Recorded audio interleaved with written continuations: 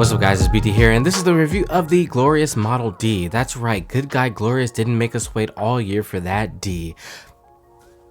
Alright, that's probably the first and last D joke of the video, but you never know. As the saying goes, never say never. So before we get into all the details of this mouse, I just want to say, if you're somebody that loved the glorious Model O or O-, but you were looking for something a little bit more ergonomic, or let's just say you're a comfy gamer, then without a doubt, this is an insta-cop for you guys. For everybody else, I'm going to be telling you guys a little bit about my thoughts on this mouse and whether you should be picking one up for the glorious price of $50 to $60.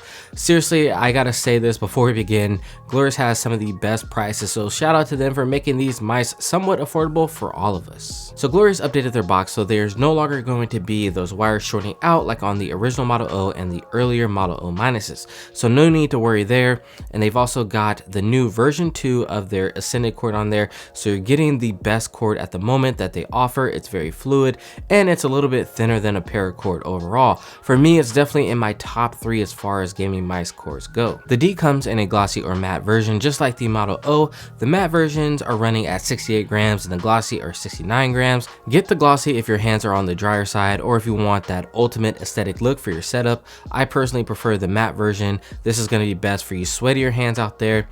It still features the honeycomb design with no holes on the side. The mouse 1 and 2 have these amazing grooves on it. You guys can kind of see it as I move it around in the light. The scroll wheel feels like butter as usual, just like they did on the Model O and O-.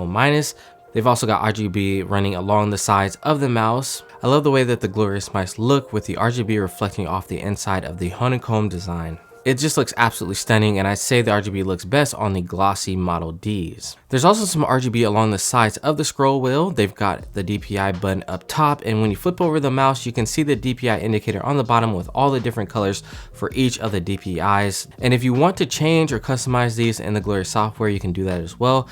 I like the placement of the sensor. It's right smack dab in the middle of the mouse. Excellent job there. Another cool thing that they did was, although there are the 4 small feet on the bottom of the mouse, they've actually included a little upgrade where you can add the bigger mouse feet on the bottom, which I really like. I've never seen that done by any other mouse company, so shout out to Glorious for thinking of that idea. I love that they made it just a little bit more customizable with that choice. And I must say, the mouse does glide a little bit nicer with those big mouse feet. Me personally, I love those big fat mouse feet, and I'll take them any day of the week over the 4 smaller ones. Now, before we go on to talk about the shape, you know we gotta drop that sound test. Here we go. All right, so now we have the mouse 1 and 2 right here.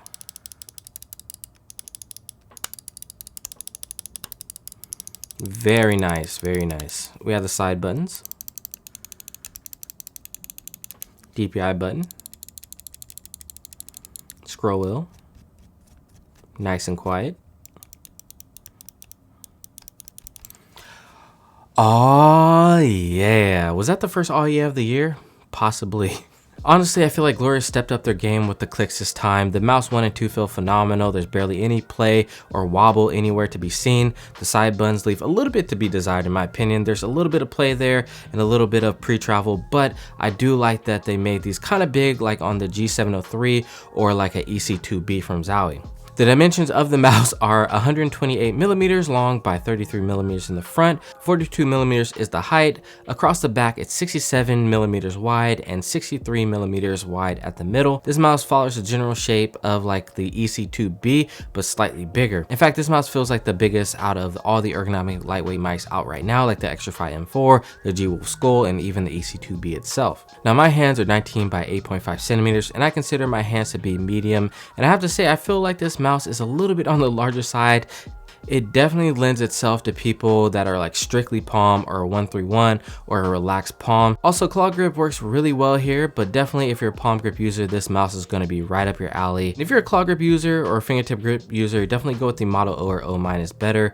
It just feels a lot better in my opinion. For me, I felt like this mouse is just a little bit too wide, and the front end is just a little bit too high to fingertip grip comfortably. Bringing this back around, I'd say if you're a palm grip user, I would pretty much pick this over any of the other lightweight ergo mice out right now. I do, however, feel like the EC2B is slightly more comfortable because of its curves, I will say. Alright, so moving on to the sensor, it's rocking a 3360 sensor, and this thing is a champ. No spin outs or any issues here, just pure performance in game. In my time with this mouse, I did have to switch back to palm grip to have a better shot with it, but overall, it's a very comfortable mouse. Flick shots feel very easy because of the weight. The mouse 1 and 2 feel fantastic, very clicky and responsive, so you can just do what you do best, and that is click some damn heads. So before we get out of here, let's just talk about the software a little bit. You'll be able to reassign the buttons of this mouse, the DPI settings, and another thing that I recommend changing is the bouncing time. I would recommend putting this down to the 4 milliseconds. In my testing, it does make a difference as far as click consistency goes and click latency. Put it down to 4 milliseconds. You can also change the liftoff distance as well and scroll through the different lighting settings. They give you a lot of control with this software. It's not needed to run this mouse, but for those of you guys out there that want the most control over your mouse, they give you the options to do that. Overall though, I highly recommend the Glorious Model D. It's a great mouse, and the one thing that really sticks out to me after using this mouse is the clicks. They really stepped it up in that department. You feel it. I mean, you really feel it. I have 4 different copies of the mouse, and none of them have that mouse wobble. Overall, I'd say this is a medium to large mouse. If you're a small-handed user in your palm, you're good to go. If you're like a claw or something, go with the Model O or O- in my opinion. Outside of that, the only other things that I'll really change is the side buttons, maybe a little bit less pre-travel, and this mouse would be absolutely perfect. And that's a feat in itself. So shout out to Glorious for making this amazing D. All right, guys, it has been your boy BT. Don't forget to like, share, comment, and subscribe, and I will see you in the next video. Peace.